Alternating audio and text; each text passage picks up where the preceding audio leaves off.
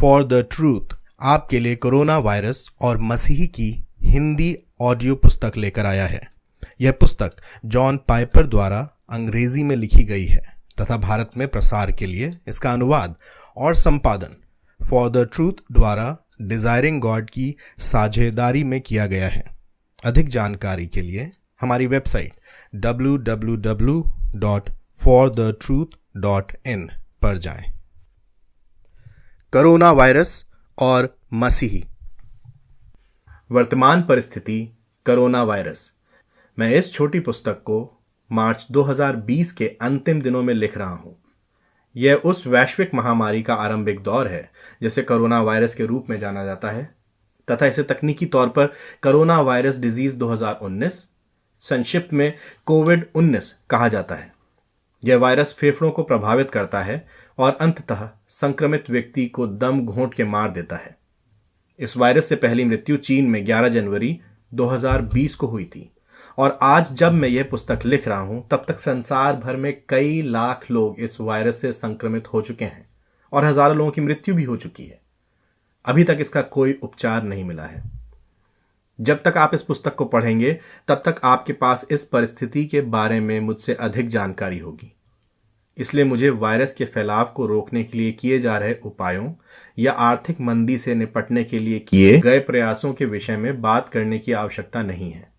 सामाजिक मिलना जुलना, यात्रा, सम्मेलन, कलीसिया की सभाएं, थिएटर, भोजनालय, खेल आयोजन और व्यवसाय ठप हो रहे हैं। यह अभूतपूर्व घटना नहीं है, चाहे विश्व स्तर पर या अमेरिकी स्तर पर। 1918 के वैश्विक इन्फ्लुएंजा महामारी में रोग नियंत्रण केंद्रों के अनुमान के अनुसार दुनिया भर में 5 करोड़ लोग मारे गए थे। उनमें से 5 लाख से अधिक तो संयुक्त राज्य अमेरिका में ही थे। लोगों को सुबह बीमारी के लक्षण महसूस होते थे और रात तक उनकी मृत्यु हो जाती थी।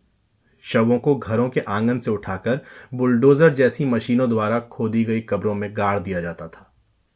मास्क ना पहनने के कारण किसी एक व्यक्ति को गोली भी मार दी गई थी। सारे स्कूल बंद थे। पास्टर लोग हरमिगदोन के युद्ध, अंतिम महायुद्ध की बात करते थे। यह बात तो सत्य है कि भूतकाल की घटनाएं कुछ साबित नहीं करती हैं। वो तो केवल चेतावनियां ही हैं, ना कि हमारी नियति।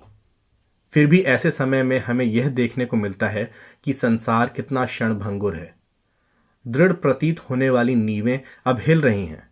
हमें प्रश्न पूछना चाहिए कि क्या हमारे पैरों तले कोई दृढ़ चट्टान है, एक ऐसी चट्टान जिसे कभी भी हिलाया नहीं जा सकता।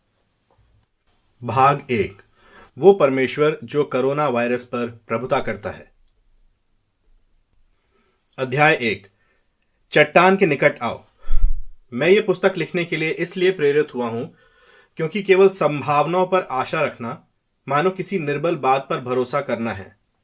चाहे मृत्यु दर 3% या 10% हो, चाहे कोई व्यक्ति युवा हो या वृद्ध हो, कमजोर स्वास्थ्य वाला हो या हष्ट-पुष्ट हो, गांव का हो या शहरी हो, स्वयं एकांतवास में हो या घर पर मित्रों के साथ हो, ऐसी संभावनाओं पर भरोसा करने से बहुत ही कम आशा मिलती है।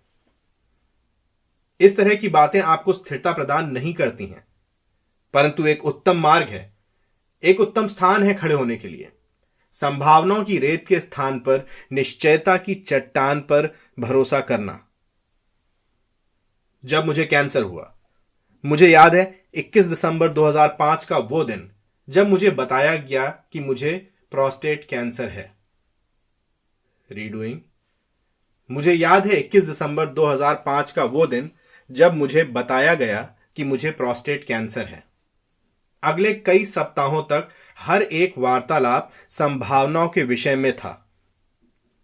समय के साथ बीमारी के ठीक होने की संभावना, विभिन्न दवाओं के लाभ की संभावनाएं, होम्योपैथिक प्रक्रियाओं के फायदे की संभावनाएं, जटिल ऑपरेशन के सफलता की संभावना। मेरी पत्नी नोएल और मैंने इन आंकड़ों को गंभीरता से लिया, परंतु शाम को हम एक दूसरे को देखकर मुस्कुराते थे और सोचते थे कि हमारी आशा संभावनाओं पर नहीं है, हमारी आशा तो परमेश्वर पर है।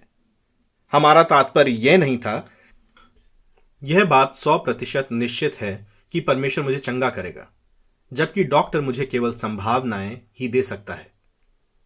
क्योंकि हम जिस चट्टान की बात कर रहे हैं वो इस बात से भी उत्तम है, हाँ, चंगाई से भी उत्तम है। इससे पहले कि डॉक्टर मुझे फोन करके बताता कि मुझे कैंसर है, परमेश्वर ने अद्भुत रीति से मुझे उस चट्टान के विषय में स्मरण दिलाया था जो मेरे पैरों तले है। मेरी सामान्य वार्षिक मेडिकल जांच के बाद मूत्र रोग विशेषज्ञ ने मेरी ओर देखा और कहा, मैं आपकी बायोप्सी जांच करना चाहता हूं। मैंने सोचा, सच में? कब?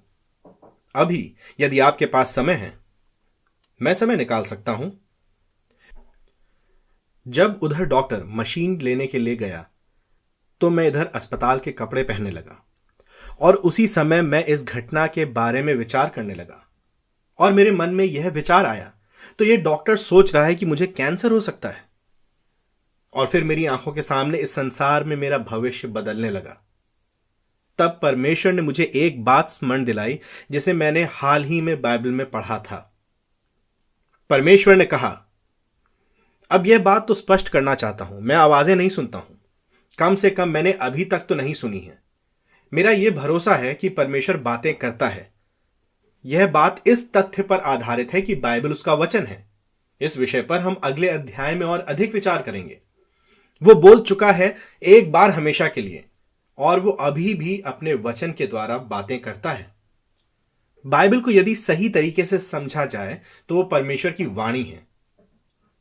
जब मैं डॉक्टर के कमरे में उस जांच की प्रतीक्षा कर रहा था जिसके द्वारा यह पुष्टि होती कि मुझे कैंसर है, उस समय परमेश्वर ने मुझसे कहा, जॉन पाइपर, यह मेरा प्रकोप नहीं है। चाहे तुम जीवित रहो या मर जाओ तो अभी तुम मेरे साथ रहोगे। ये तो मेरे शब्द हैं, परंतु वास्तव में उसने यह कहा था। परमेश्वर ने हमें प्रकोप के लिए नहीं, परंतु हमारे प्रभु यीशु के द्वारा उद्धार प्राप्त करने के लिए ठहराया है, जो हमारे लिए मर गया कि चाहे हम जागते हों या सोते हों, हम सब मिलकर उसके साथ जीवित रहें। पहला थिस्सलुनीकियों 5:9-10। जागते या सोते हों, अर्थात जीवित रहूं या मर जाऊं, तो भी मैं परमेश्वर के साथ जीवित रहूंगा। ऐसा कैसे हो सकता है? मैं तो एक पापी हूं। मैंने कभी भी अपने जीवन का कोई भी दिन, एक भी दिन परमेश्वर के प्रेम और पवित्रता के स्तर के अनुसार नहीं बिताया है। तो यह कैसे संभव है? परमेश्वर कैसे यह कह सकता है कि तुम, जॉन पाइपर, चाहे तुम जीवित रहो या मर भी जाओ, तुम मेरे साथ रहोगे? इससे पहले कि मैं प्रश्न पूछ पाता, परमेश्वर ने उत्तर दिया कि यह तो यीशु के कारण है, केवल यीशु के कारण। उसकी मृत्यु के कारण मेरे प्रति कोई प्रकोप नहीं होगा। यह मेरी सिद्धता के कारण नहीं है। मेरे पाप, मेरा दोष और मेरा दंड मेरे उद्धारकर्ता यीशु मसीह पर डाल दिए गए। वो हमारे लिए मर गया। उसका वचन यही बात कहता है। इसलिए मैं दोष से तथा दंड से स्वतंत्र हूं। मैं परमेश्वर की दया से परिपूर्ण कृपा में सुरक्षित हूं। चाहे जीवित रहो या मर जाओ, परमेश्वर ने कहा कि तुम मेरे साथ रहोगे। यह कैंसर अथवा कोरोना वायरस से जुड़ी हुई विभिन्न संभावनाओं की बातों से बहुत भिन्न है। यह मेरे पैरों तले एक दृढ़ चट्टान है। यह कमजोर नहीं है, यह बालू नहीं है। मैं चाहूंगा कि यह आपके भी पैरों तले चट्टान हो। इसी कारण मैं यह पुस्तक लिख रहा हूं। क्या दृढ़ चट्टान मात्र भविष्य में है? परंतु केवल इतना ही नहीं, कोई व्यक्ति इसे पढ़कर यह कह सकता है कि आपके जैसे धार्मिक लोग मात्र भविष्य में ही आशा रखते हैं। यदि वे कब्र में जाने के बाद सुरक्षित हैं, तो उनके पास वो है जिसको वे चाहते हैं।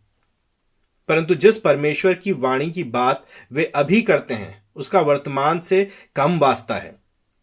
परमेश्वर ने सृष्टि में सब कुछ का आरंभ किया है, तो मुझे लगता है कि वो सब बातों का सुखद अंत भी करेगा। कहां है वो इस समय, अभी कोरोना वायरस के प्रकोप के मध्य में? यह बात सत्य है कि मैं मृत्यु के बाद परमेश्वर की उपस्थिति में खरबों वर्षों के अनंत आनंद को अत्यधिक महत्व देता हूं, अनंत क्लेश के विपरीत, और यह बात मुझे समझदारी लगती है। परंतु जो चट्टान मेरे पैरों तले है, जिसे मैं आपके साथ बांटना चाहता हूं, वास्तव में वो इस क्षण मेरे पैरों तले है। हां, अभी इसी क्षण मैं जहां रह रहा हूं वहां कोरोना वायरस की महामारी फैली हुई है। हम सभी जहां रहते हैं।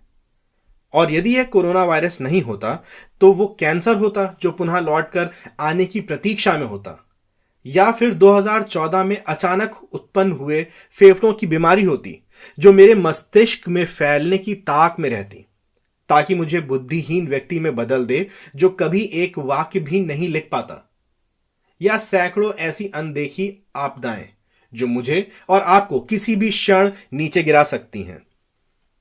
मैं जिस चट्टान की बात कर रहा हूं वो इस समय मेरे पैरों तले है। मैं ऐसा कह सकता हूं कि चट्टान अभी मेरे पैरों तले है, क्योंकि कब्र के बाद की आशा वास्तव में वर्तमान की आशा है। आशा की वस्तु भविष्य में है, परंतु आशा का अनुभव वर्तमान में है, और यह वर्तमान का अनुभव सामर्थ्य से परिपूर्ण है। आशा ही सामर्थ्य है, वर्तमान की सामर्थ्य। आशा ही वर्तमान में लोगों को आत्महत्या करने से रोकती है। यह वर्तमान में लोगों की बिस्तर से बाहर निकलने और कार्य पर जाने में सहायता करती है। यह वर्तमान में हमारे दैनिक जीवन को अर्थ प्रदान करती है, यहां तक कि लॉकडाउन, क्वारंटीन, घर पर रहने वाले जीवन में भी। यह वर्तमान में भविष्य और लालच के स्वार्थ से मुक्त करती है। यह वर्तमान में प्रेम करने और जोखिम लेने और बलिदान देने हेतु बल प्रदान करती है। तो इसलिए भविष्य की बातों को तुच्छ समझने से पहले सावधान रहें। ऐसा संभव है कि जब आपका भविष्य सुंदर और निश्चित हो, तभी आपका यहां का वर्तमान भी मधुर और फलदायी होगा। वायरसों में उसका हाथ। यह बातें मैं परमेश्वर के उस मधुर वचन, जीवित रहो या मर भी जाओ तो भी तुम मेरे साथ रहोगे, के बचाव में कह सकता था, जो कि मुझे डॉक्टर के कमरे में स्मरण आई थी। इस तरह की आशा यीशु की मृत्यु और पुनरुत्थान के कारण मुझे वर्तमान में प्रेरित करती है दूसरों की भलाई हेतु अपना जीवन उंडेल देने के लिए, विशेष तौर से उनके अनंत भले के लिए। यह बात मुझे अपने जीवन को व्यर्थ ना गंवाने के लिए उत्साहित करती है। यह अनिश्चितता को हटाती है। यह मुझे यीशु मसीह की महानता का प्रसार करने के लिए एक उत्साह से भर देती है। यह मुझे खर्च करने और खर्च हो जाने के लिए प्रेरित करती है। 2 कुरिन्थियों 12:15, ताकि मैं अपने साथ अधिक से अधिक लोगों को अनंत आनंद में ले जा सकूं। यद्यपि मैं यह सब कह सकता हूं, तो भी जब कोई आपत्ति उठाता है कि पाइपर का परमेश्वर केवल भविष्य की बातों में निपुण है, ना कि वर्तमान की बातों में, तब केवल इतना ही कहना पर्याप्त नहीं होगा। बल्कि हो सकता है कि मैं जो कहने वाला हूं उसके कारण कोई यह आपत्ति करे कि अरे, यहां तो परमेश्वर की वर्तमान में अत्यधिक भागीदारी है। पहले आपका परमेश्वर केवल भविष्य से वास्ता रखता था, परंतु अब तो वायरसों में भी आपके परमेश्वर का हाथ है। मैं ठीक हूं नहीं, किंतु मुझे ठीक लग रहा है। आइए इसे इस प्रकार से समझते हैं। कैंसर होने से पहले लोग मुझसे अक्सर पूछते थे, आपका स्वास्थ्य कैसा है? और मैं उत्तर देता था कि मैं ठीक हूं। मैं अब इस तरह से उत्तर नहीं देता हूं। मैं कहता हूं कि मुझे ठीक लग रहा है। दोनों बातों में अंतर है। उस वार्षिक मेडिकल जांच के लिए जाने से पहले मुझे लग रहा था कि मैं ठीक हूं। अगले दिन मुझे बताया गया कि मुझे कैंसर है। दूसरे शब्दों में, मैं ठीक नहीं था। तो जबकि मैं इन शब्दों को लिख रहा हूं, तो मैं यह नहीं जानता कि मैं ठीक हूं कि नहीं। मुझे ठीक ठाक लग रहा है, प्रभु की दया से, मेरी योग्यता से कहीं बढ़कर। क्या पता कि मुझे अभी भी कैंसर हो, या फिर हो सकता है कि खून के थक्के मेरे शरीर में हो, या फिर कोरोना वायरस। मैं कहना क्या चाह रहा हूं, मुख्य बात यह है कि हमें इस कारण यह नहीं कहना चाहिए कि मैं ठीक हूं, क्योंकि केवल परमेश्वर ही जानता है और यह निर्धारित करता है कि आप ठीक हैं या नहीं, वो भी वर्तमान में। ऐसा कहना कि मैं ठीक हूं तब जबकि आप नहीं जानते कि क्या आप वास्तव में ठीक हैं, और जबकि आप इस बात को नियंत्रित नहीं कर सकते हैं कि आप ठीक रहेंगे भी कि नहीं। यह ऐसा कहने के समान है जैसे कि मैं कल दिल्ली जाऊंगा और वहां व्यापार करूंगा, जबकि आप जानते ही नहीं हैं कि आप कल जीवित भी रहेंगे या नहीं। दिल्ली जाकर व्यापार करना तो दूर की बात है। इस तरह के कथन के विषय में बाइबल कुछ इस प्रकार कहती है, सुनो, तुम जो ये कहते हो, आओ हम आज या कल अमुक नगर में जाकर वहां एक वर्ष बिताएंगे और व्यापार करके लाभ उठाएंगे, फिर भी ये नहीं जानते कि कल तुम्हारे जीवन का क्या होगा। तुम तो भाप के समान हो, जो थोड़ी देर तक दिखाई देती है और फिर अदृश्य हो जाती है। पर इसके विपरीत तुम्हें यह कहना चाहिए, यदि प्रभु की इच्छा हो तो हम जीवित रहेंगे और यह अथवा वो काम भी करेंगे। याकूब 4:13-15। तो क्या केवल भविष्य की बातों से वास्ता रखने वाला परमेश्वर एकाएक लुप्त हो गया? बाइबल के सत्य की प्रकाश में किरणों का हमारे व्यक्तिगत विचारधाराओं की क्षण भंगुर ओस पर ऐसा ही प्रभाव होता है। जैसा वो निर्णय करता है वैसा ही हम करते हैं। मैं जिस चट्टान पर खड़ा हूं और मैं चाहता हूं कि आप भी उसी चट्टान पर खड़े हों, वो अब और सदा के लिए संसार में परमेश्वर के कार्यों की चट्टान है। बाइबल कहती है कि यदि प्रभु की इच्छा हो तो हम जीवित रहेंगे। अब इससे कितना अधिक वर्तमान में परमेश्वर कहां शामिल हो सकता है? केवल इतना ही नहीं कि तुम जीवित रहो या मर भी जाओ तो भी तुम परमेश्वर के साथ रहोगे, किंतु इसके साथ ही साथ परमेश्वर ही यह तय करेगा कि आप जीवित रहेंगे या मर जाएंगे। और केवल जीवित रहना या मर जाना ही नहीं, वो इससे भी अधिक शामिल है। यदि प्रभु की इच्छा हो तो हम यह कार्य अथवा वह कार्य करेंगे। यह अथवा वो में कोई भी बात बची नहीं है। वो सब बातों में पूर्णता सम्मिलित है, पूरी तरह से। यह स्वास्थ्य या वो बीमारी, यह आर्थिक पतन या वो संपन्नता, यह सांस चले या फिर यह सांस रुक जाए। इसका अर्थ है कि जब मैं जांच की मशीन के आने के लिए डॉक्टर के कमरे में प्रतीक्षा कर रहा था, परमेश्वर मुझसे कह सकता था कि जैसा उसने बाद में कहा भी, मत डरो, चाहे जीवित रहो या मर भी जाओ तो भी तुम मेरे साथ रहोगे।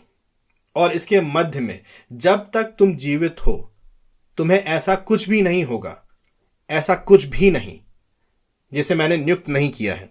यदि मैं निर्धारित करूंगा तो तुम जीवित रहोगे, या यदि मैं निर्धारित करूंगा तो तुम मर जाओगे।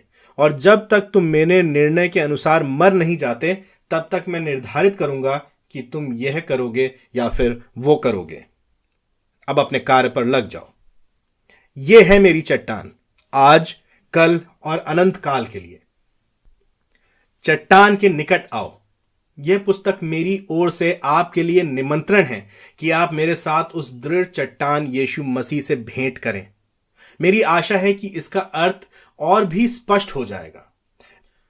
मेरा उद्देश्य यह दर्शाना है कि इतिहास के इस समय में, कोरोना वायरस की इस महामारी के मध्य में, कैसे मसीह में होकर परमेश्वर एक चट्टान है तथा उसके सामर्थी प्रेम पर खड़े होने का आभास कैसा होता है। अध्याय 3, ये चट्टान धर्मी है। परमेश्वर हमारी चट्टान तभी हो सकता है यदि वो धर्मी हो। एक अधर्मी चट्टान केवल एक भ्रम है। कोई भी वैश्विक महामारी परमेश्वर पर हमारे इस विश्वास को डगमगाती है कि वो धर्मी, पवित्र और भला है। यदि परमेश्वर इस सब के मध्य में धर्मी नहीं है तो हमारे पास कोई चट्टान नहीं है।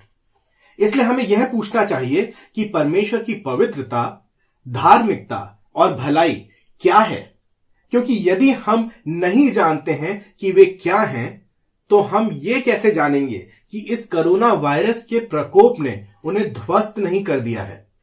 या फिर इसके विपरीत हम कैसे जानेंगे कि यही गुण उस चट्टान की अनंत नींव है जो हमें बचाते हैं।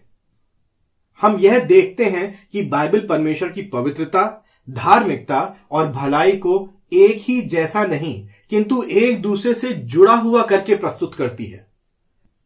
आइए हम परमेश्वर की पवित्रता से आरंभ करें। अंततः क्या है ये? परे और असीम मूल्य।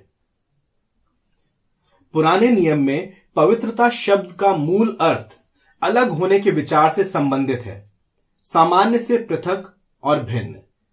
और जब इसका उपयोग परमेश्वर के लिए किया जाता है तो उसका अलग होना दर्शाता है कि वो एक अलग ही श्रेणी में अकेले ही है। वो एक अत्यंत बहुमूल्य तथा अनोखे हीरे के जैसा है। हम इस तरह से ईश्वरीय भिन्नता के लिए परे शब्द का उपयोग कर सकते हैं। वो इतने अनोखे रूप से अलग है कि अन्य सभी वास्तविकताओं से परे है। वो इनके ऊपर है और इन सब की तुलना में अधिक मूल्यवान है। जब मूसा ने परमेश्वर के निर्देशों के विपरीत चट्टान से बोलने के स्थान पर उस पर प्रहार किया तो परमेश्वर ने उसे फटकार कर कहा कि तुमने मुझ पर विश्वास नहीं किया और मुझे इजरायलियों की दृष्टि में पवित्र नहीं ठहराया। गिनती 20:12। दूसरे शब्दों में मूसा ने परमेश्वर को असाधारण और सर्वोच्च रूप से विश्वास योग्य नहीं माना, बल्कि उसके साथ ऐसा व्यवहार किया जैसे कि वो कोई अन्य मानव अधिकारियों के नाई है जिसको कि अनदेखा किया जा सकता है। या यशाया 8:12-13 में परमेश्वर ने यशाया से कहा, जिस जिस बात से ये लोग डरते हैं उससे तू ना तो डरना और ना भय खाना। तू सेनाओं के यहोवा को ही पवित्र मानना, वही तेरे भय का कारण हो और तू उसी का भय मानना। दूसरे शब्दों में, आप परमेश्वर को उन बातों की श्रेणी में ना रखें जिनसे आप सामान्य तौर पर डरते हैं तथा भय खाते हैं।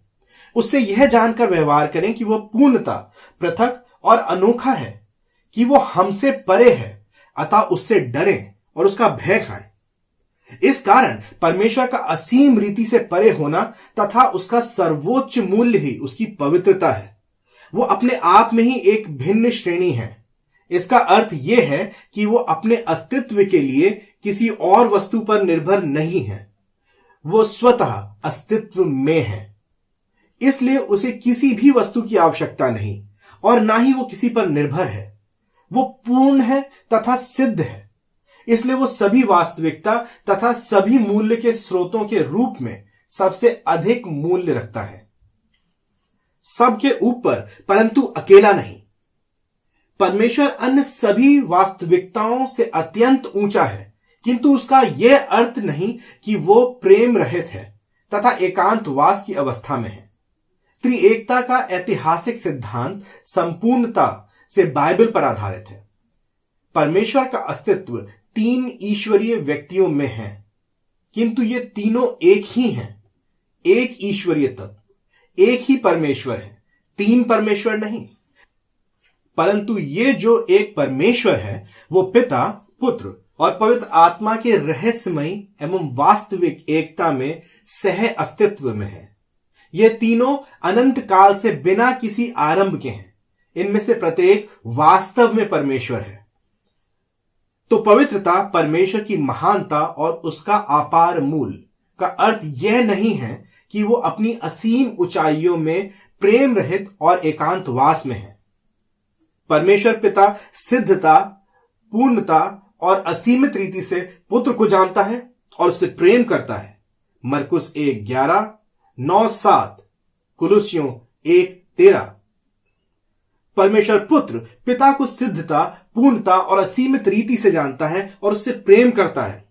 यूहन्ना 14:31। पिता और पुत्र के आपसी ज्ञान और प्रेम की सिद्ध, पूर्ण और असीमित अभिव्यक्ति पवित्र आत्मा है। यह क्यों मायने रखता है? क्योंकि यह सिद्ध त्रिएक संगति परमेश्वर की भरपूरी, सिद्धता और पूर्णता के लिए आवश्यक है। यह उसके अपार मूल्य, उसकी सुंदरता और उसकी महानता के लिए आवश्यक है, अर्थात ये उसकी पवित्रता के लिए आवश्यक है। पवित्रता धार्मिकता के साथ जुड़ी हुई है। अभी जो परमेश्वर की पवित्रता का वर्णन किया गया है उसमें एक पहलू अनुपस्थित है। बाइबल परमेश्वर की पवित्रता के विषय में बात मात्र उसके परे होने के संदर्भ में नहीं, वरन नैतिकता के संदर्भ में भी करती है। पवित्र होने का अर्थ ना केवल अलग होना और परे होना है, वरन धर्मी होना भी है। यह बात हमारे समक्ष एक ऐसे प्रश्न को उत्पन्न करती है जो इस बात पर अत्यधिक प्रभाव डालेगा कि हम परमेश्वर के संबंध में कोरोना वायरस को किस प्रकार से देखते हैं। क्योंकि धार्मिकता का तात्पर्य है कि वही कार्य करना जो उचित है। और उचित कार्य करने का अर्थ है कि उचित के मापदंड के अनुरूप होना। परंतु प्रश्न यह है कि परमेश्वर की धार्मिकता किस मापदंड के अनुरूप है। सृष्टि से पूर्व परमेश्वर के सिवाय कोई भी मापदंड नहीं था। उसके पास अनुपालन करने के लिए उसके बाहर और कुछ भी नहीं था। सृष्टि से पूर्व परमेश्वर ही एकमात्र वास्तविकता था। तो जब परमेश्वर ही एकमात्र वास्तविकता है, तब आप कैसे निर्धारित करेंगे कि परमेश्वर के लिए क्या उचित है? अर्थात ये कैसे संभव है कि परमेश्वर की पवित्रता में केवल उसके सबसे परे होने के गुणों को धारण करें और उसकी धार्मिकता को नकार दें? इसका उत्तर यह है कि परमेश्वर की धार्मिकता का मापदंड स्वयं परमेश्वर ही है। बाइबल का आधारभूत सिद्धांत यह है कि वह स्वयं अपना इनकार नहीं कर सकता। 2 तिमुथियुस 2:13। वो ऐसे कार्य नहीं कर सकता है जिनसे उसके स्वयं के अनंत मूल्य, सुंदरता और महानता को नकारा जा सके। यही वो मानक है जो परमेश्वर के लिए उचित है। इसका अर्थ यह है कि परमेश्वर की पवित्रता अर्थात धार्मिकता का नैतिक पहलू यह है कि वो अपने मूल्य, सुंदरता और महानता के अनुरूप कार्य करने के लिए प्रतिबद्ध है। उसका प्रत्येक स्नेह, प्रत्येक विचार, प्रत्येक शब्द और प्रत्येक कार्य सदैव उसके परे होने के गुण की परिपूर्णता के असीमित मूल्य और सुंदरता के तुल्य होगा। यदि परमेश्वर इस मूल्य या सुंदरता या महानता को नकारे तो यह उचित नहीं होगा। जो परम मापदंड है वो टूट जाएगा और वो अधर्मी ठहरेगा। धार्मिकता भलाई के साथ जुड़ी हुई है।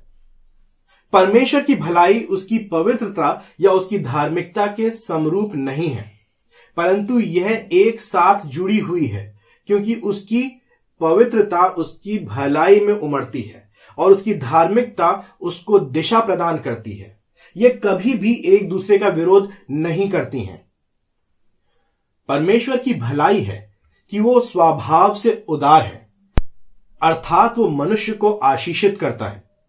सब कुछ को परिपूर्ण करने वाला परमेश्वर, जो कि परे और सिद्ध अर्थात पवित्र है, वो एक उमड़ते हुए झरने की नाई है। यही कारण है कि वो स्वभाव ही से उदार है।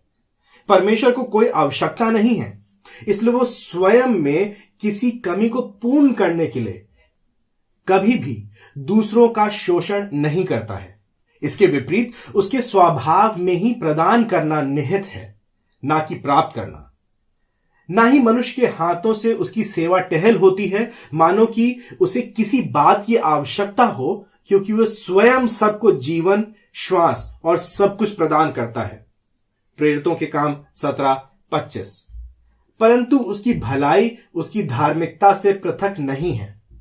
इसको इस प्रकार प्रदान नहीं किया जाता है जिससे कि उसके अनंत मूल्य, उसकी सुंदरता और उसकी महानता को नकारा जाए। यही कारण है कि परमेश्वर की धार्मिकता में अंतिम दंड के साथ साथ भलाई भी सम्मिलित है। जब परमेश्वर नरक में पश्चाताप ना करने वालों को दंड देता है तो वो उन पर अपनी भलाई नहीं दिखा रहा होता है, परंतु फिर भी वो भला होना नहीं छोड़ देता। उसकी पवित्रता और धार्मिकता उसकी भलाई को नियंत्रित करती है। यही कारण है कि उसकी भलाई विशेष रीति से उन लोगों पर उमड़ती है जो उसका भय मानते हैं और उसकी शरण लेते हैं। तेरी भलाई कितनी महान है जो तूने अपने भय मानने वालों के लिए संचित कर रखी है और मनुष्यों के सामने उन पर की है जो तेरी शरण में आते हैं। भजन 31:19। यह आदर और विश्वास परमेश्वर की भलाई नहीं कमा सकते हैं। सीमित तथा पूर्णता निर्भर पापी मनुष्य परमेश्वर से कुछ भी नहीं कमा सकता है। पापियों के लिए परमेश्वर की भलाई सदा बिना मूल्य के मिलती है, जिसके वे योग्य नहीं हैं। तो फिर क्यों परमेश्वर उन लोगों पर अपनी असीमित भलाई दिखाता है जो उसका भय मानते हैं और उसकी शरण लेते हैं? ऐसा इसलिए है क्योंकि ऐसा आदर और विश्वास परमेश्वर के मूल्य, उसकी सुंदरता और उसकी महानता को प्रदर्शित करता है। रोमियो 4:20। और इस कारण परमेश्वर की धार्मिकता उसे अपने को सम्मान देने वाले व्यवहार की पुष्टि करने के लिए प्रेरित करती है। फिर कोरोना वायरस के विषय में क्या कहें? हम अगले अध्याय में परमेश्वर की सर्वज्ञानी तथा प्रत्येक वस्तु पर नियंत्रण करने वाली सार्वभौमिकता को देखेंगे। परंतु जो हमने यहां देखा है वो हमें इस निष्कर्ष पर पहुंचने से रोकेगा कि कोरोना वायरस में परमेश्वर का हाथ होना उसकी पवित्रता, धार्मिकता या भलाई पर प्रश्न चिन्ह उठाता है। हम ऐसे सरलमती नहीं होंगे कि मानवीय दुखों को परमेश्वर के अधर्म से जोड़ें या फिर यह निष्कर्ष निकालें कि परमेश्वर पवित्र अथवा भला नहीं रहता है जब वो संसार पर शासन करता है। हम सब के सब पापी हैं और इसमें कोई अपवाद नहीं है। हम सभी ने परमेश्वर के मूल्य, उसकी सुंदरता और उसकी महानता की महिमा को उन वस्तुओं से बदल दिया है जिनकी तुलना में हम इससे अधिक आनंद उठाते हैं। रोमियो 1:23, 3:23।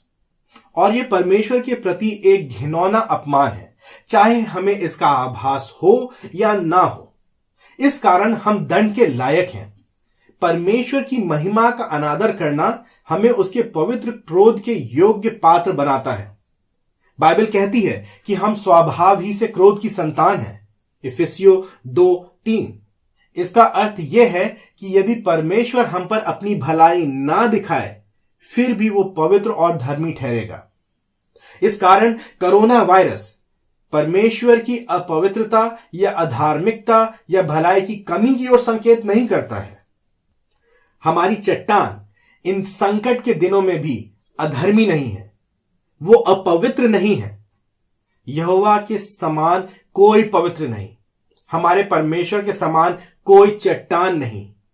1 शमूएल 2:2। हमारी चट्टान एक छलावा नहीं है। अध्याय 4, सब बातों पर सार्वभौमिक। अध्याय 2 में मैंने कड़वे प्रावधान शब्दों का उपयोग किया था। कोरोना वायरस एक ऐसा ही अनुभव है। परमेश्वर के कुछ कार्यों को कड़वा कहना ईश निंदा नहीं है।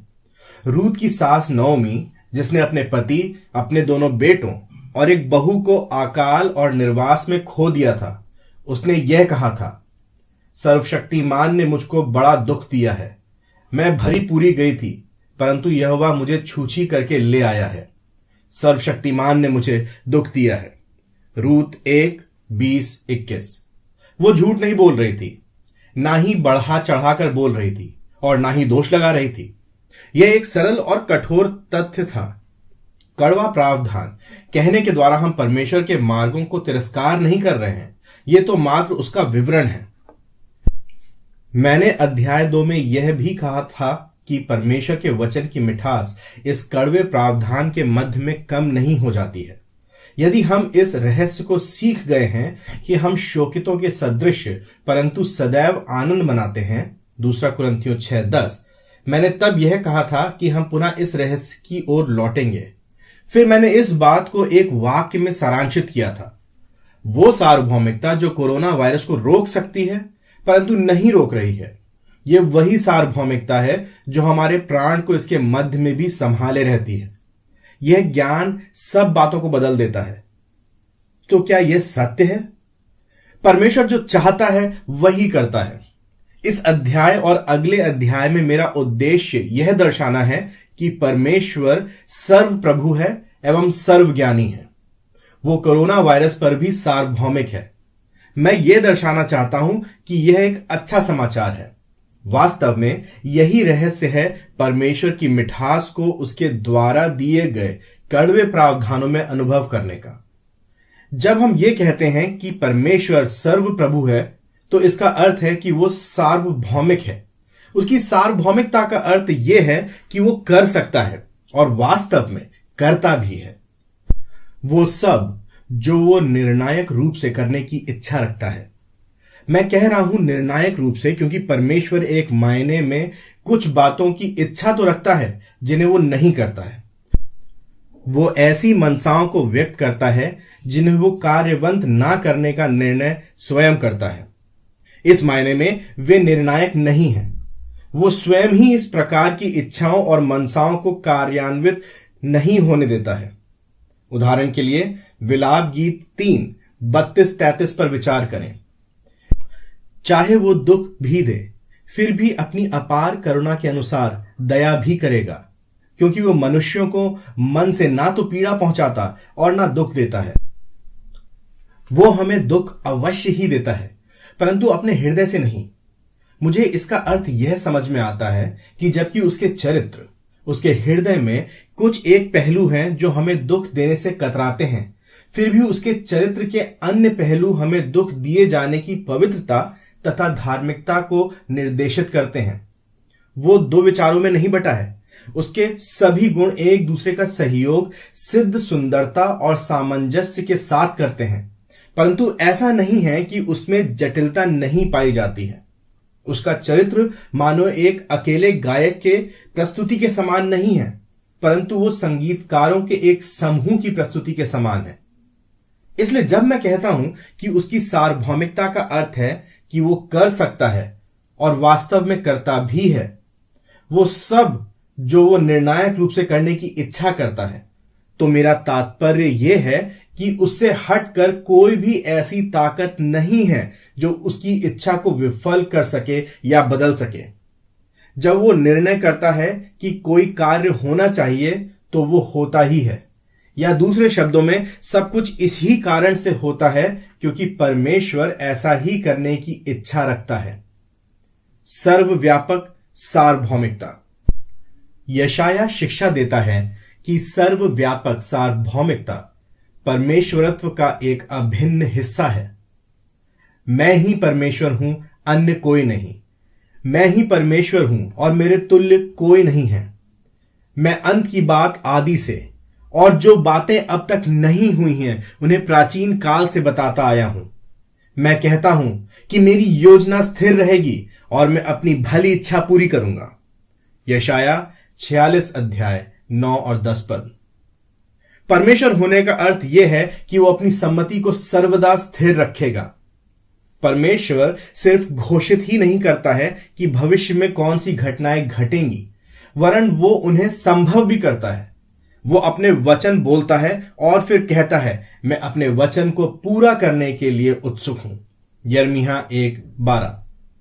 अर्थात जैसे कि अय्यूब ने कठिन अनुभव के द्वारा यह सीखा कि मैं जानता हूं कि तू सब कुछ कर सकता है तथा तेरी कोई युक्ति विफल नहीं की जा सकती। अय्यूब 42:2। या फिर नबूकदनेस्सर ने प्रभु की करुणा से परिपूर्ण अपने अपमान में सीखा। पृथ्वी पर रहने वाले उसके समक्ष कुछ भी नहीं है। वो स्वर्ग की सेना और पृथ्वी के निवासियों के बीच अपनी इच्छा अनुसार कार्य करता है और ना तो कोई उसके हाथ को रोक सकता है और ना पूछ सकता है कि तूने ये क्या किया। दानियल 4:35। या फिर जैसा कि भजनकार कहता है, जो कुछ यहोवा चाहता है उसे वो आकाश में और पृथ्वी पर, समुद्र और समुद्र तलों में करता है। भजन 135:6। या फिर जैसे निष्कर्ष पर प्रेरित पौलुस आया, वो अपनी इच्छा के अनुसार सभी काम करता है। इफिसियों 1:11। ध्यान दीजिए कि सभी काम मात्र कुछ ही काम नहीं, और अपनी इच्छा के अनुसार उसके स्वयं से परे या उससे अलग किसी भी इच्छा या ताकत के अनुसार नहीं। दूसरे शब्दों में परमेश्वर की सार्वभौमिकता सर्वव्यापी और सर्वव्यापक है। वो इस संसार पर संपूर्ण अधिकार रखता है। वो आंधी, बिजली, बर्फ, मेढकों, मच्छरों, डांसों, टिड्डियों, बटेरों, कीड़ों, मछली, गौरैया, घास, पौधे, अकाल, सूरज, जेल के दरवाजे, अंधापन, बहरापन, लकवा, बुखार, हर प्रकार की बीमारी, यात्रा की योजना, राजाओं के हृदय, राष्ट्रों, हत्यारों और आत्मिक मृत्यु को भी नियंत्रित करता है, और ये सब उसकी सार्वभौमिक इच्छा को पूरा करते हैं। परमेश्वर के विषय भावुक विचारों का समय नहीं। इस कारण कोरोना वायरस परमेश्वर के द्वारा भेजा गया था। यह समय नहीं है कि हम परमेश्वर के विषय में भावुक विचार रखें। यह एक कड़वे अनुभव का समय है। परमेश्वर ने ही इसे निर्धारित किया है। वो इस पर प्रभुता करता है। वो इसे समाप्त भी करेगा। इसका कोई भी भाग उसके अधिकार के बाहर नहीं है। जीवन और मृत्यु उसके ही हाथ में है। अय्यूब ने अपने होठों से पाप नहीं किया जब उसने यह कहा था, अय्यूब 1:22, मैं अपनी मां के पेट से नंगा निकला और नंगा ही चला जाऊंगा। यहोवा ने दिया और यहोवा ही ने लिया। यहोवा का नाम धन्य है। अय्यूब 1:21। प्रभु ने दिया है और प्रभु ने ले लिया। प्रभु ने अय्यूब की 10 संतानों को भी ले लिया। परमेश्वर के सन्मुख किसी को भी जीवन का अधिकार नहीं है। प्रत्येक सांस जो हम लेते हैं वो उसके अनुग्रह का उपहार है। हम अपने हृदय की एक भी धड़कन के लायक नहीं हैं।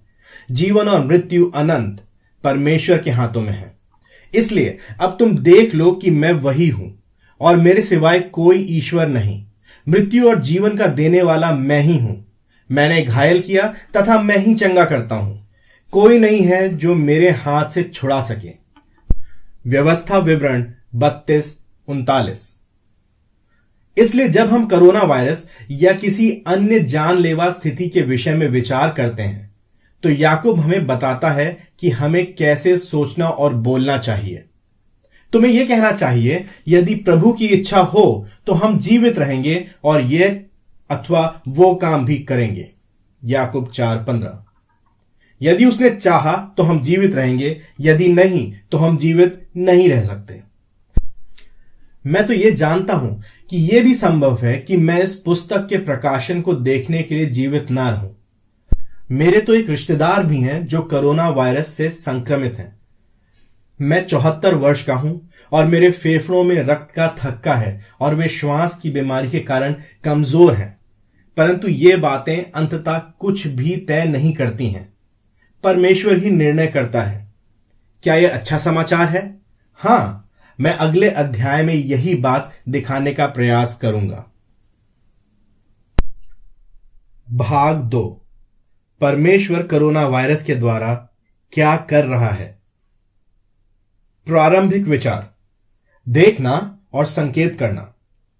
यदि परमेश्वर को सिंहासन से हटाया नहीं गया है और वो वास्तव में सब बातों पर अपनी इच्छा की सुमति के अनुसार प्रभुता करता है, इफिसियों 1:11, और यदि यह विनाशकारी कोरोना वायरस की महामारी भी उसके पवित्र, धर्मी, भले और बुद्धि से परिपूर्ण हाथों में है, तो आखिर वो क्या कर रहा है?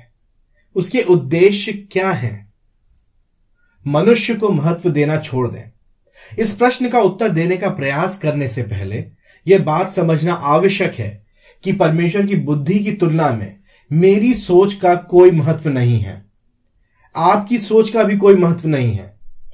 अपने मस्तिष्क में हम जो भी विचार करते हैं उसका बहुत ही कम महत्व है।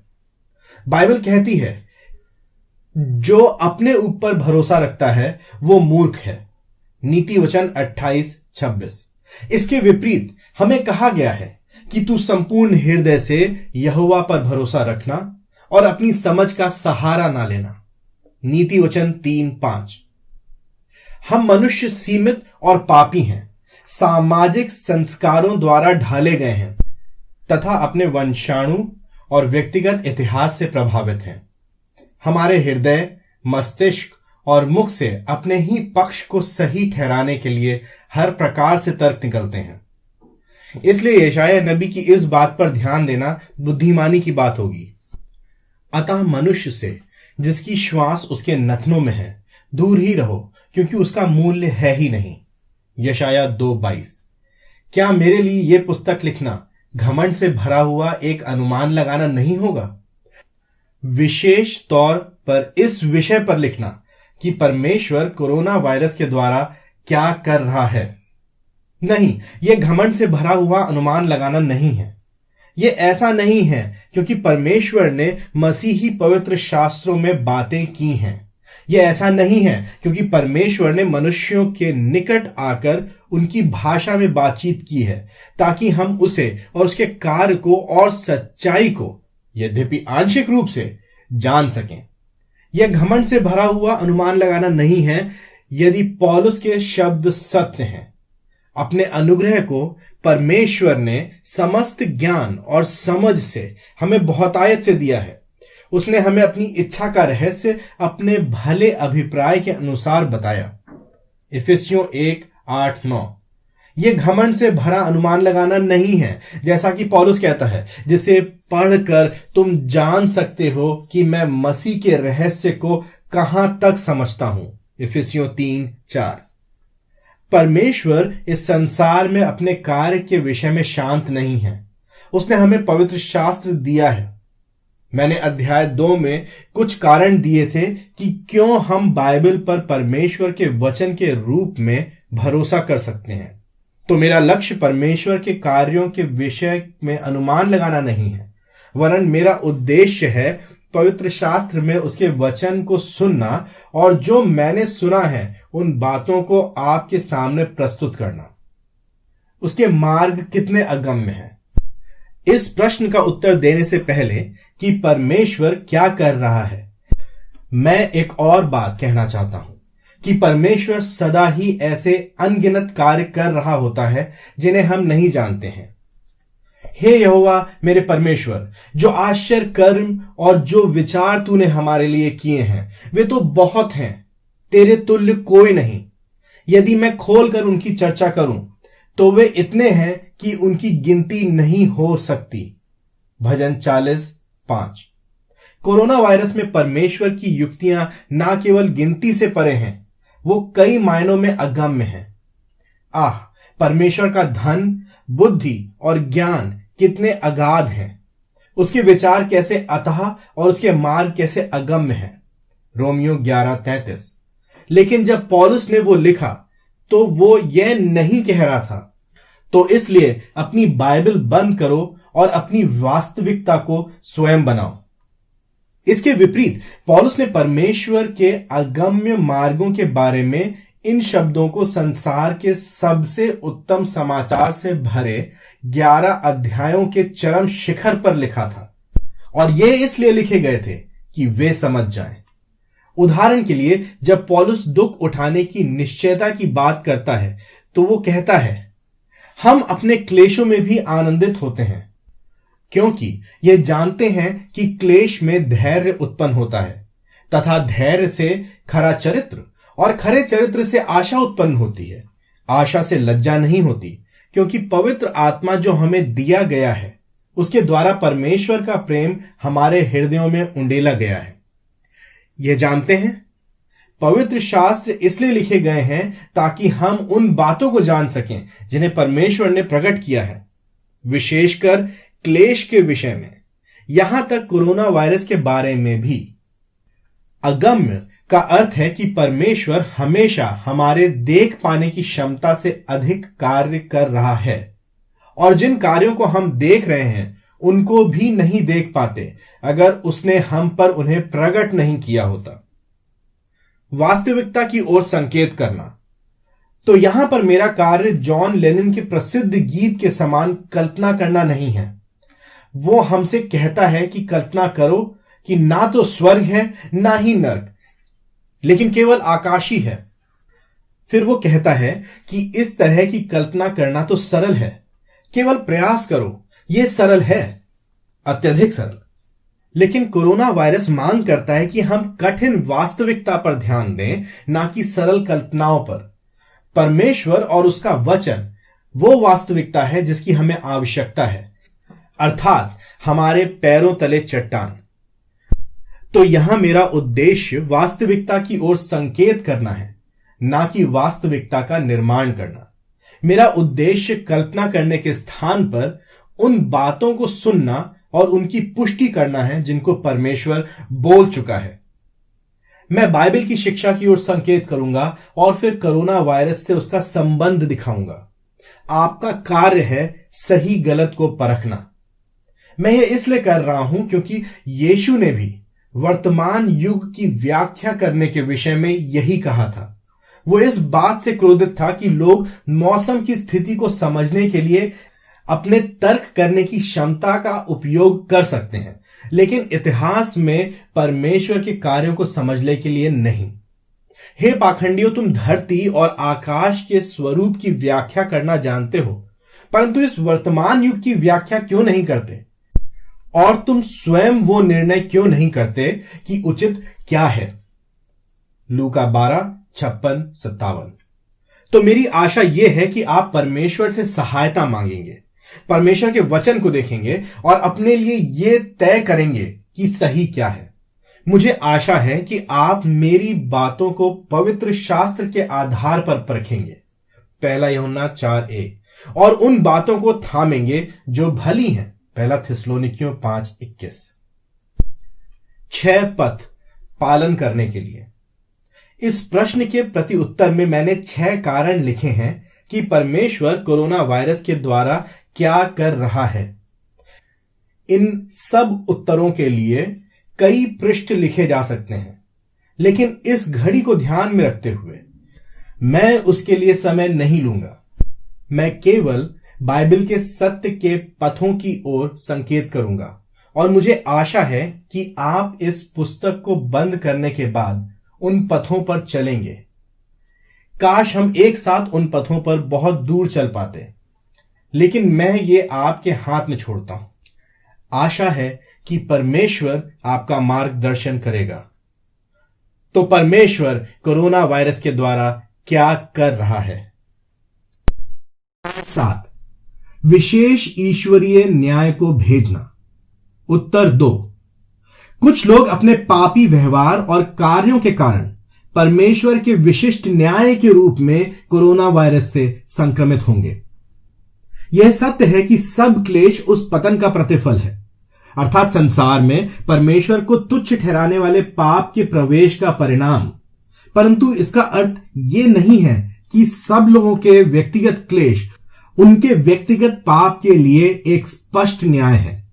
उदाहरण के लिए, अय्यूब की पीड़ा उसके व्यक्तिगत विशेष पापों के कारण नहीं थी। उस पुस्तक का पहला वाक्य ही इस बात को स्पष्ट कर देता है।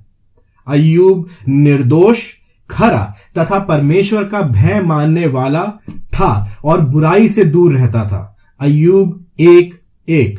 और जैसा कि हमने पहले देखा, स्वयं परमेश्वर के लोग भी उसके न्याय के कई शारीरिक प्रभावों को अनुभव करते हैं। प्रेरित पतरस ने इसे इस प्रकार प्रस्तुत किया है, क्योंकि समय आ गया है कि परमेश्वर के घराने से ही न्याय का आरंभ हो। अतः यदि न्याय का आरंभ हमसे ही होगा, तो उनका क्या परिणाम होगा जिन्होंने परमेश्वर के सुसमाचार का पालन नहीं किया। यदि धर्मी व्यक्ति कठिनाई से ही उद्धार प्राप्त करेगा, तो ईश्वर रहित और पापी मनुष्य की क्या दशा होगी? 1 पतरस 4:17-18। परमेश्वर के घराने के लिए यह न्याय परमेश्वर की ओर से दंड हेतु नहीं, वरन शुद्ध करने के लिए है, सजा नहीं। इसलिए ऐसा नहीं है कि सारे दुख मनुष्यों के विशिष्ट पापों के प्रति परमेश्वर के विशेष न्याय के कारण होते हैं, लेकिन फिर भी परमेश्वर कभी कभी उन लोगों पर विशेष न्याय लाने के लिए बीमारी का उपयोग करता है, जो उसका तिरस्कार करते हैं और स्वयं को पाप के लिए समर्पित कर देते हैं। विशेष पापों के लिए स्पष्ट न्याय के उदाहरण। मैं आपको विशेष पापों के लिए स्पष्ट न्याय के 2 उदाहरण दूंगा। प्रेरितों के काम 12 अध्याय में राजा हेरोदेस को जब ईश्वर कहा गया, तो उसने उस बात को स्वीकार करने के द्वारा अपने आप को ऊंचे पर उठाया। उसी क्षण परमेश्वर के एक दूत ने उसे मारा, क्योंकि उसने परमेश्वर को महिमा नहीं दी। उसके शरीर में कीड़े पड़ गए और उसने दम तोड़ दिया। प्रेरितों के काम 12:23। परमेश्वर ऐसा उन सब लोगों के साथ कर सकता है जो अपने आप को ऊंचे पर उठाते हैं। इसका अर्थ यह नहीं है कि हमें आश्चर्य करना चाहिए कि परमेश्वर और मनुष्य के समक्ष अपने अहंकार के कारण हर दिन हमारे और शासक मर क्यों नहीं जाते हैं। परमेश्वर का संयम एक महान दया है। एक और उदाहरण है समलैंगिक संभोग का पाप। रोमियो 1:27 में प्रेरित पौलुस कहता है, और इसी प्रकार पुरुष भी स्त्रियों के साथ स्वाभाविक क्रिया को छोड़कर आपस में कामातुर हो काम अग्नि में जलने लगे। पुरुषों ने पुरुषों के साथ निर्लज्ज कार्य करके अपने ही में भ्रष्टाचार का उचित दंड पाया। यह उचित दंड उनके स्वयं अपने ही पाप का कष्टपूर्ण प्रभाव है। यह उचित दंड परमेश्वर के उस न्याय का एक उदाहरण है जिसे हम रोमियो 1:18 में देखते हैं, जहां लिखा है, परमेश्वर का प्रकोप मनुष्यों की समस्त अभक्ति और अधार्मिकता पर स्वर्ग से प्रकट होता है, क्योंकि वे सत्य को अधर्म से दबाए रखते हैं। इसलिए सब क्लेश विशिष्ट पापों के लिए एक विशेष न्याय नहीं है, परंतु इनमें से कुछ न्याय विशिष्ट अवश्य हैं। प्रत्येक प्राण जांचा जाएगा। इस कारण कोरोना वायरस किसी भी व्यक्ति पर स्पष्ट और सीधा दंड नहीं है। एक अत्यंत प्रेमी, आत्मा से परिपूर्ण मसीही, जिसके पाप मसीह के द्वारा क्षमा किए गए हैं, वो भी कोरोना वायरस की बीमारी से मर सकता है। लेकिन यह उचित है कि हम में से प्रत्येक जन अपने हृदय को जांचे और परख कर देखे कि कहीं हमारा दुख हमारे जीने के तरीके के कारण परमेश्वर का न्याय तो नहीं है। यदि हम मसीह के पास आते हैं तो हम जान सकते हैं कि हमारा दुख परमेश्वर का दंडात्मक न्याय नहीं है। हम यह इसलिए जानते हैं क्योंकि यीशु ने कहा, जो मेरा वचन सुनकर मेरे भेजने वाले पर विश्वास करता है, अंततः जीवन उसका है और उस पर दंड की आज्ञा नहीं होती, पर मृत्यु से पार होकर वो जीवन में प्रवेश कर चुका है। यूहन्ना 5:24। उन लोगों पर कोई दंड की आज्ञा नहीं है जो मसीह यीशु में है। रोमियो 8:1। यह अनुशासन है, विनाश नहीं, क्योंकि प्रभु जिसे प्रेम करता है उसकी ताड़ना भी करता है और जिसे पुत्र बना लेता है उसे कोड़े भी लगाता है। इब्रानियों 12:6। अध्याय 9। हमें पुनः मसीह के असीम मूल्य की ओर फेरना। उत्तर 4।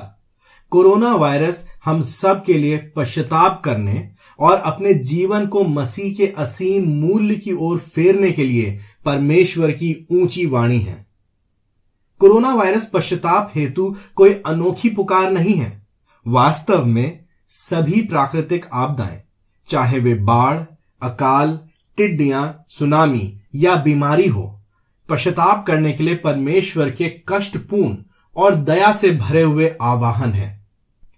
हम इस बात को लूका 13:1-5 में आपदा के प्रत्युत्तर में यीशु के द्वारा कही गई बात में देखते हैं।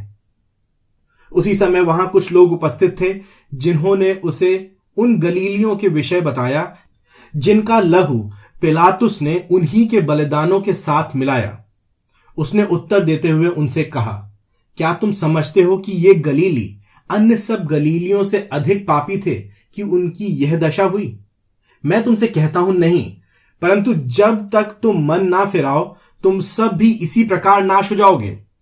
या तुम समझते हो कि वे 18 व्यक्ति जिन पर शीलोह का गुम्मट गिरा और दबकर मर गए यरूशलेम में रहने वालों से अधिक अपराधी थे? मैं कहता हूं नहीं, परंतु जब तक तुम मन ना फिराओ तुम सब भी इसी प्रकार नाश हो जाओगे। पिलातुस ने आराधना करने वालों को मंदिर में घात किया था। शीलोह में गुम्मट गिरा और उसके पास खड़े 18 लोग मारे गए थे। पहली विपत्ति तो मनुष्य की दुष्टता का प्रमाण थी, परंतु ऐसा प्रतीत होता है कि दूसरी तो एक दुर्घटना थी। आपदा का अर्थ आपके लिए। भीड़ यीशु से जानना चाहती थी कि इसका अर्थ क्या है। क्या यह किसी खास पाप के कारण परमेश्वर का एक स्पष्ट न्याय का कार्य था? यीशु का उत्तर अद्भुत है। वो बताता है कि इन आपदाओं का तात्पर्य ना केवल मरने वालों के लिए परंतु सब के लिए है। दोनों घटनाओं के बारे में वो कहता है, ऐसा नहीं है कि पिलातुस द्वारा घात किए गए लोग और गुम्मट के तले कुचले लोग तुम लोगों से अधिक पापी थे। हां, तुम लोग। वो उनके पाप का वर्णन क्यों करता है? वे अपने पाप के विषय में उसके विचार नहीं जानना चाहते थे। वे दूसरों के बारे में जानने की जिज्ञासा रखते थे। वे जानना चाहते थे कि आपदाओं का अर्थ उन पीड़ितों के लिए क्या है ना कि बाकी लोगों के लिए। इसलिए तो यीशु का उत्तर अद्भुत है।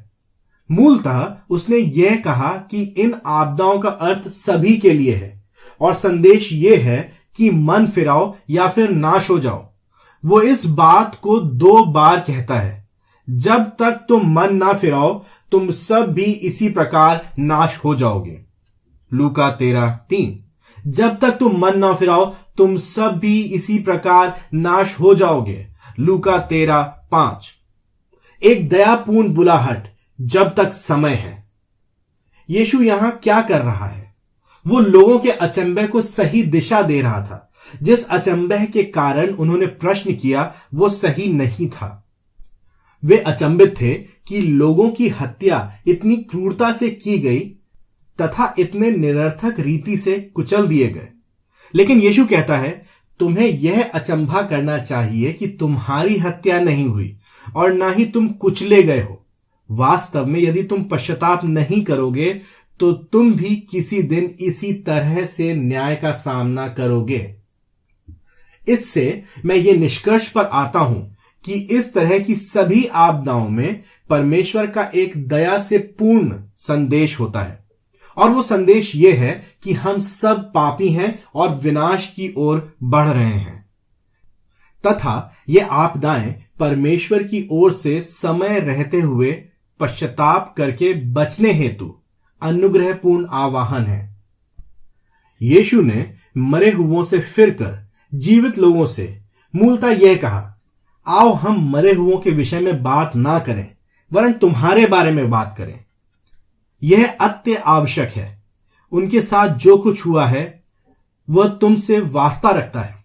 तुम्हारी सबसे बड़ी समस्या उनका पाप नहीं बल्कि तुम्हारे स्वयं का पाप है। मैं सोचता हूं कि इस कोरोना वायरस की आपदा के समय में संसार के लिए परमेश्वर का यही संदेश है। वो संसार को पश्चाताप करने के लिए बुला रहा है, अभी जब तक समय बाकी है। पश्चाताप का अर्थ क्या है? आइए हम और स्पष्ट रीति से बात करें। पश्चाताप का अर्थ क्या है? नए नियम में इस शब्द का अर्थ है हृदय और मन का परिवर्तन। केवल विचारों का ऊपरी रीति से बदलना ही नहीं परंतु एक गहरा परिवर्तन, ताकि हम परमेश्वर और यीशु को वैसे देखें और बहुमूल्य जाने जैसा कि वो वास्तव में है। यीशु ने इस परिवर्तन का वर्णन ऐसे किया है, तू प्रभु अपने परमेश्वर से अपने सारे हृदय और अपने सारे प्राण और अपनी सारी बुद्धि से प्रेम कर। मत्ती 22:37। जो मुझसे अधिक अपने माता या पिता से प्रेम करता है वो मेरे योग्य नहीं है।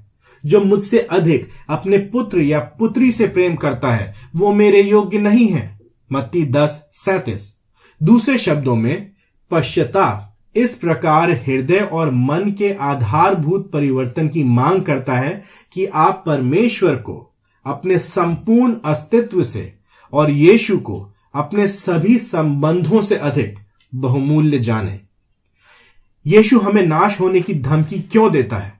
इसी कारण यीशु ने कहा कि यदि हम पश्चाताप ना करें तो हम सब भी नाश हो जाएंगे, क्योंकि हम सब ने परमेश्वर को, जो कि बहुमूल्य धन है, उन सस्ती वस्तुओं से विस्थापित कर दिया है जिनसे हम अधिक प्रेम करते हैं। रोमियो 1:22-23। और हम सब ने यीशु को पैसे, मनोरंजन, मित्रों और परिवार से कम चाहने योग्य समझा है। यह सब नाश होने के लायक हैं, किंतु इसलिए नहीं क्योंकि हमने किसी नियमों की सूची का उल्लंघन किया है, किंतु इसलिए क्योंकि हमने उस असीम मूल्य का तिरस्कार किया है।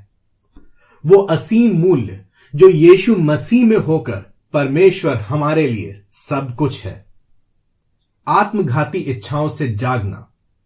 पश्चाताप का अर्थ है कि उन आत्मघाती इच्छाओं से जागना जिनमें हम सोने के स्थान पर लोहे, चट्टान के स्थान पर बालू की नींव और समुद्र तट पर अवकाश के स्थान पर नाली में खेलने को चुनते हैं। जैसा C.S. लुइस लिखते हैं, हम अधूरे मन के प्राणी हैं जो अपने सामने रखे हुए असीम आनंद के स्थान पर शराब, यौन क्रिया और महत्वाकांक्षा के साथ खिलवाड़ करते हैं।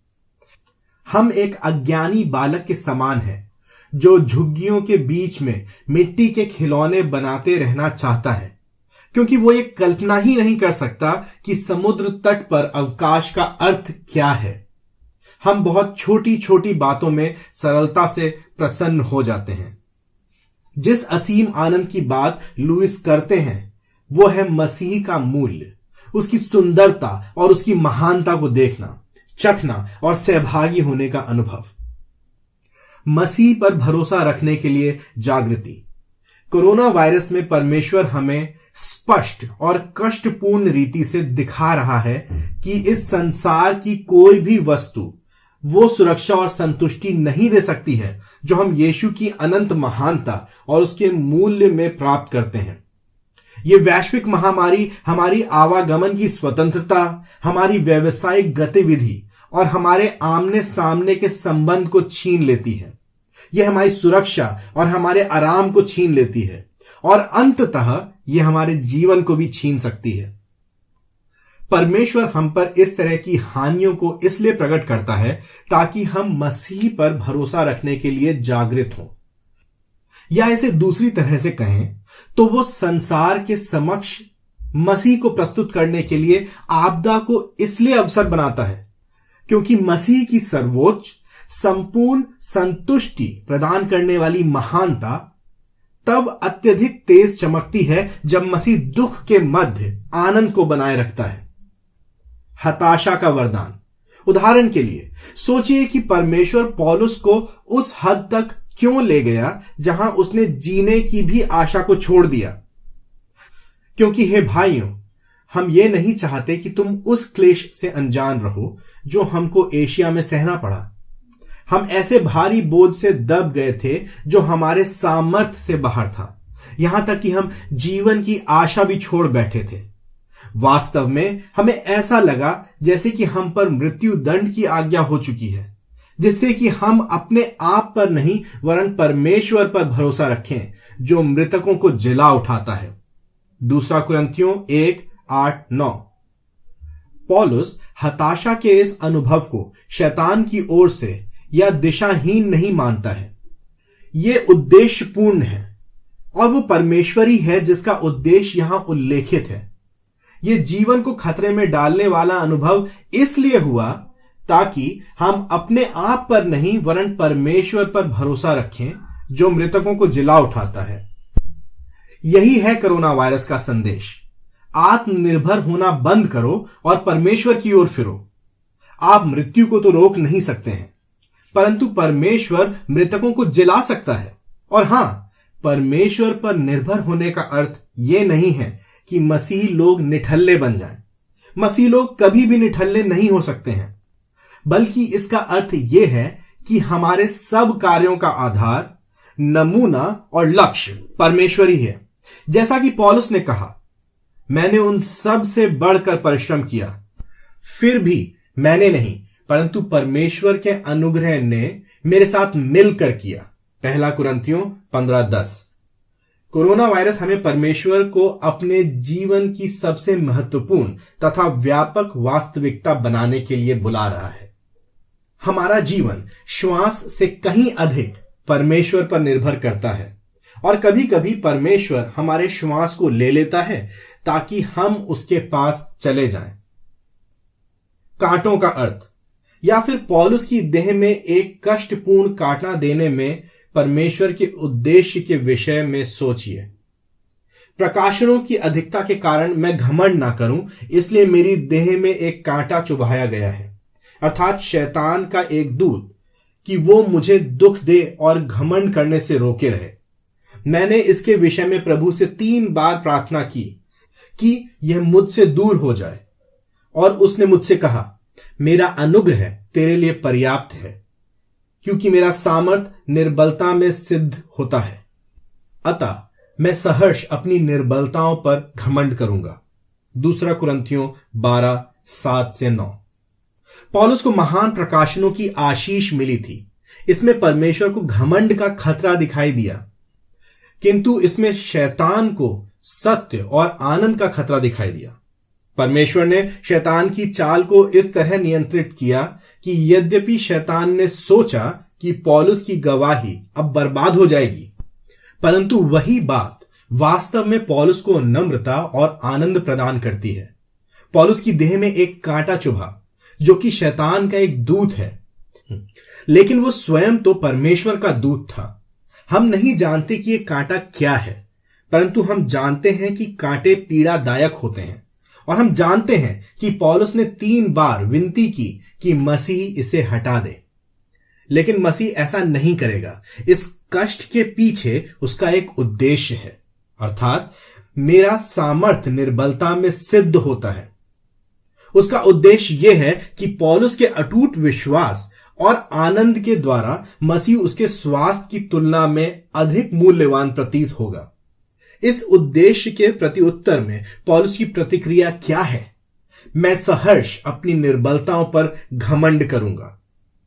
सहर्ष, यह कैसे संभव है? पौलुस इस कांटे को आनंद के साथ स्वीकार करने के लिए तैयार क्यों है? क्योंकि उसके जीवन का सबसे महान लक्ष्य यह है कि चाहे जीवन के द्वारा या मृत्यु के द्वारा मसीह की महिमा उसकी देह में होती रहे। फिलिपियों 1:20।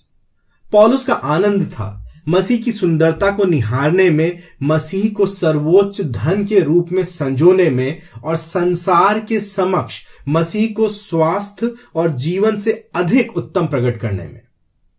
मार्था स्निल निकलसन 1898 से 1953 द्वारा लिखित द थॉर्न, कांटा नाम की सुंदर कविता का अंत इस प्रकार होता है। मैंने ये सीखा है कि बिना अनुग्रह के वो कांटा भी नहीं देता है, और फिर उसी कांटे से अपने चेहरे पर से पर्दा हटा भी देता है। हानि में लाभ। पौलुस का हानि को अपनाने का एक कारण यह था कि हानि में भी उसे मसीह और अधिकता से प्राप्त हुआ था। इससे भी बढ़कर मैं अपने प्रभु यीशु मसीह के ज्ञान की श्रेष्ठता के कारण सब बातों को तुच्छ समझता हूं, जिसके कारण मैंने सब वस्तुओं की हानि उठाई है और उन्हें कूड़ा समझता हूं, जिससे मैं मसीह को प्राप्त करूं। फिलिपियों 3:8। पश्चाताप करने का अर्थ यही है कि हृदय और मन एक ऐसे परिवर्तन को अनुभव करते हैं जो मसीह में होकर परमेश्वर को जीवन से भी अधिक मूल्यवान जानते हैं। क्योंकि तेरी करुणा जीवन से भी उत्तम है, मेरे होंठ तेरी प्रशंसा करेंगे। भजन 63:3। यह पौलुस का विश्वास था।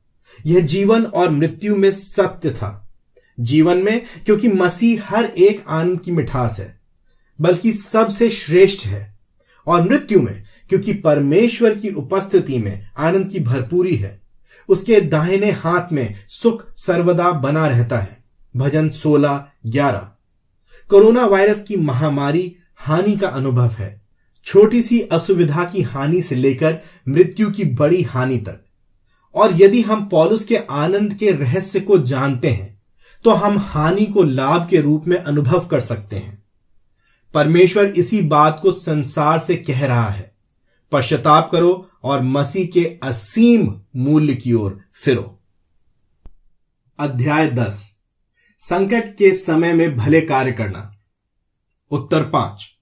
कोरोना वायरस के द्वारा परमेश्वर अपने लोगों को पुकार रहा है कि वे आत्मदया और भय पर विजय प्राप्त करके एक साहसपूर्ण आनंद के साथ भले कार्य करें, ताकि परमेश्वर को महिमा मिले। यीशु ने अपने शिष्यों को यह शिक्षा दी कि तुम्हारा प्रकाश मनुष्यों के सन्मुख इस प्रकार चमके कि वे तुम्हारे भले कामों को देखकर तुम्हारे पिता की जो स्वर्ग में है महिमा करें। मत्ती 5:16। यह अक्सर ध्यान नहीं दिया जाता है कि इस तरह से पृथ्वी का नमक और जगत की ज्योति होने का अर्थ यह है कि अधिक नमकीन होना और अधिक ज्योतिर्मय होना, क्योंकि ये भले कार्य कष्ट के मध्य में किए जाने हैं। संकट के अंधकार में चमकना। यीशु ने अभी अभी यह कहा कि धन्य हो तुम जब लोग मेरे कारण तुम्हारी निंदा करें, तुम्हें यातनाएं दें और झूठ बोल बोलकर तुम्हारे विरुद्ध सब प्रकार की बातें कहें। आनंदित और मग्न हो, क्योंकि स्वर्ग में तुम्हारा प्रतिफल महान है। मत्ती 5:11-12। और इसके बाद बिना रुके वो ये कहता है, तुम पृथ्वी के नमक हो, तुम जगत की ज्योति। मत्ती 5:13-16। ये केवल भले कार्य ही नहीं है जो मसीहत को नमकीन स्वाद और चमक प्रदान करते हैं, किंतु ये तो वो भले कार्य हैं जो संकट के मध्य में भी किए जाते हैं। अनेक गैर मसीही भले कार्य करते हैं, परंतु शायद ही कभी लोग उनके कारण परमेश्वर को महिमा देते हैं। जी हां, मत्ती 5 में संकट सताव का था, ना कि किसी बीमारी का, परंतु सिद्धांत तो वही है। प्रेम के कार्य संकट के संदर्भ में, चाहे बीमारी हो या सताव, इस तथ्य की ओर अधिक स्पष्ट रूप से संकेत करते हैं कि ये कार्य परमेश्वर में आशा के कारण स्थिर रहते हैं। उदाहरण के लिए यीशु ने कहा, जब तू भोज करे तो कंगालों, विकलांगों, लंगड़ों और अंधों को आमंत्रित करना, तब तू आशीषित होगा, क्योंकि उनके पास कोई ऐसा साधन नहीं कि वे तुझे बदला दें, परंतु धर्मियों के जी उठने पर तुझे प्रतिफल मिलेगा। लूका 14:13-14। मृत्यु के बाद भी परमेश्वर में आशा, धर्मियों के जी उठने पर तुझे प्रतिफल मिलेगा, उन भले कार्यों को बनाए रखता है तथा सशक्त करता है जिनसे इस जीवन में प्रतिफल मिलने की कोई संभावना नहीं है। यही बात उन भले कार्यों पर भी लागू होती है जो हमें संकट में डालते हैं, विशेष रीति से मृत्यु के संकट में। पतरस ने कैसे यीशु की शिक्षा को लागू किया?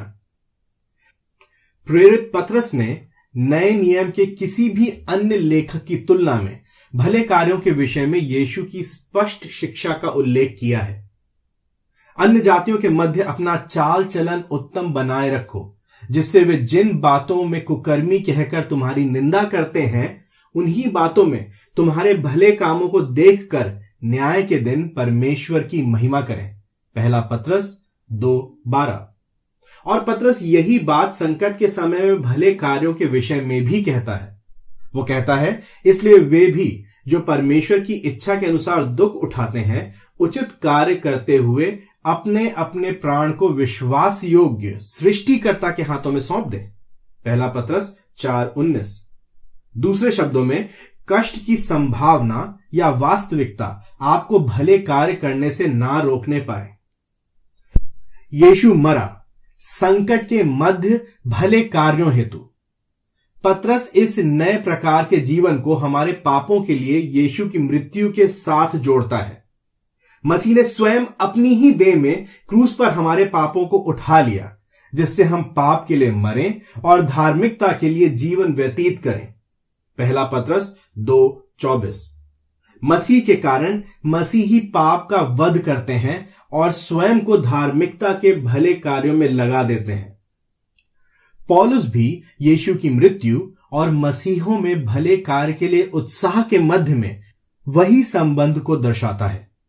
मसीह ने अपने आप को हमारे लिए दे दिया कि हमें हर प्रकार के अधर्म से छुड़ा ले और हमें शुद्ध करके अपने लिए एक ऐसी निज प्रजा बना ले जो भले कार्य करने के लिए सरगर्म हो। तीतुस 2:14। पौलुस ये भी स्पष्ट करता है कि ये भले कार्य मसीहियों और गैर मसीहियों दोनों के लिए हैं। इसलिए जहां तक अवसर मिले सबके साथ भलाई करें, विशेषकर विश्वासी भाइयों के साथ। गलतियों 6:10। ध्यान रखो कि कोई बुराई के बदले किसी से बुराई ना करे, परंतु सर्वदा एक दूसरे की तथा सब लोगों की भलाई करने में प्रयत्नशील रहे। पहला थिस्सलुनीकियों 5:15। जोखिमपूर्ण करुणा मसीह को ऊंचा करती है। अपने लोगों के लिए परमेश्वर का परम लक्ष्य यह है कि हम उसकी महानता की महिमा करें और उसके पुत्र यीशु मसीह के मूल्य को और ऊंचा उठाएं। चाहे तुम खाओ या पियो या जो कुछ भी करो, सब परमेश्वर की महिमा के लिए करो। पहला कुरिन्थियों 10:31। मेरी हार्दिक आशा और अभिलाषा है मसीह की महिमा मेरी देह से सदा होती रहे, चाहे मैं जीवित रहूं या मर जाऊं। फिलिपियों 1:20। हर बात में परमेश्वर की महिमा होनी चाहिए। जीवन और मृत्यु दोनों में मसीह को ऊंचे पर उठना चाहिए। यह परमेश्वर द्वारा मनुष्यों के जीवन के लिए दिया गया महान लक्ष्य है। इसलिए कोरोना वायरस में परमेश्वर का एक उद्देश्य यह है कि उसके लोग आत्मदया और भय को घात करें और स्वयं को संकट की उपस्थिति में भले कार्यों के लिए दे दें। मसीही लोगों का झुकाव आवश्यकता की ओर होता है, ना कि आराम की ओर। प्रेम की ओर होता है, ना कि सुरक्षा की ओर। हमारा उद्धारकर्ता ऐसा ही है और इसीलिए वो मर भी गया। आरंभिक कलीसिया का उदाहरण रॉडनी स्टार्क ने अपनी पुस्तक द ट्रायम्फ ऑफ क्रिश्चियनिटी, मसीहत की विजय में उल्लेख किया कि पहली शताब्दी की मसीहियत कलीसिया में वास्तव में क्रांतिकारी सिद्धांत यह था कि मसीही प्रेम और परोपकार को परिवार और विश्वासियों तक ही सीमित नहीं होना चाहिए, वरन प्रत्येक जरूरतमंद के लिए होना चाहिए। 165 और 251 ईस्वी में रोमी साम्राज्य में दो बड़ी महामारियां आई थीं। मसीही कलीसिया के सिवाय उस समाज में दया और बलिदान हेतु कोई सांस्कृतिक या धार्मिक आधार नहीं था। ऐसा कोई विश्वास नहीं था कि देवताओं को मनुष्य के जीवन की कोई चिंता भी है, और दया को चरित्र में अभाव तथा तरस खाने को एक मानसिक कमी के रूप में देखा जाता था, क्योंकि दया में इस प्रकार की सहायता या राहत प्रदान की जाती है जिसे कमाया नहीं गया है, और यह न्याय के विपरीत है। इसलिए जबकि साम्राज्य का 1/3 हिस्सा बीमारी से नाश हो रहा था तथा चिकित्सक लोग नगर से बाहर बने अपने बंगलों की ओर भाग गए थे, बीमारी के लक्षण वाले लोग घरों के बाहर निकाल दिए गए थे, पुजारियों ने मंदिरों को त्याग दिया था। लेकिन स्टार्क बताते हैं कि उस समय मसीहों ने यह दावा किया कि उनके पास उत्तर है, और सबसे बढ़कर उन्होंने उचित कार्य भी किए। उनके उत्तरों में सम्मिलित था मसीह के द्वारा पापों की क्षमा और मृत्यु के बाद अनंत जीवन की आशा। यह संदेश बहुमूल्य था ऐसे समय में जब चिकित्सा असहाय थी और संसार में आशाहीनता थी। यदि कार्यों की बात करें तो बड़ी संख्या में मसीहों ने बीमार और मरने वालों की देखभाल की। दूसरी महामारी के अंतिम चरण में सिकंदरिया के बिशप डायोनिसिस ने एक पत्र लिखा जिसमें उन्होंने कलीसिया के सदस्यों की सराहना करी। हमारे अधिकांश भाइयों ने बिना अपनी चिंता किए सिर्फ दूसरों के विषय में सोचते हुए असीम प्रेम और निष्ठा को दिखाया है। संकट होने पर भी उन्होंने बीमारों को संभाला, उनकी हर आवश्यकता को ध्यान में रखा और मसीह में उनकी सेवा करते हुए उन्हीं के साथ इस जीवन से शांति तथा आनंद के साथ कूच कर गए। सम्राटों की अज्ञानता को शांत करना। समय के साथ इस समाज के विपरीत मसीह द्वारा प्रेरित बीमारों और गरीबों की चिंता के प्रभाव ने बहुत से मूर्ति पूजकों के मन को जीत लिया। 2 शताब्दियों के बाद जब रोमी सम्राट जूलियन 332 से 363 ईस्वी ने प्राचीन रोमी धर्म में वापस नई जान को फूंकना चाहा, तब उसने मसीहत को एक बढ़ते हुए खतरे के रूप में देखा। उसने हताशा में गलातिया के रोमी उच्च धर्मगुरु को यह लिखा, नास्तिकता अर्थात मसीही विश्वास की विशेष प्रगति अनजान लोगों को दिखाई गई प्रेम पूर्वक सेवा और मृतकों को मिट्टी देने में उनकी देखभाल के द्वारा हुआ है।